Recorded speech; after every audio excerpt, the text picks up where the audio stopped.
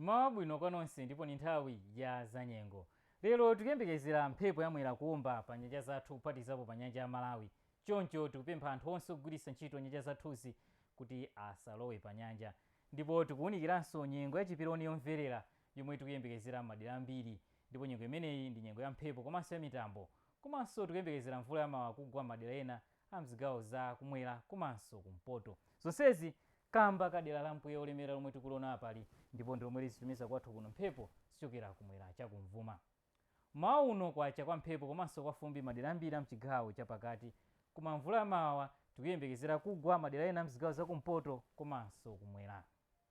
Ndipo chakumasanaku tikuyembekezera nyengo ya mphepo kupitirira madera ambiri a mchigawo chakumwera, ndipo mvula yamawa igwanso madera ena mchigawo chimenechi, koma kukhala kwa mphepo komanso kwa fumbi madera ambiri a mchigawo chapakati, koma mitambo yochuluka tiyembekezere madera mchigawo chakumpoto, ndipo kukhalanso kwa mphepo. Mvula yamawa igwanso madera ena mchigawo chimenechi. Chakumasanaku kuzizira pang'ono kunzuzu ndi madera ozungulira, koma nyengo yofunda pang'ono tiyembekezere kulilongwe Blantyre komanso madera amphepete mwa nyanja ya Malawi. Ndipo usiku uno tiyembekezere nyengo ya mvula m'madera mchigawo chakumpoto, makamaka kunkhata Bay Karonga komanso kunzuzu. Mmawa uno mnali ndine Alick Chibanthowa, khala nozindikira dziwani za nyengo.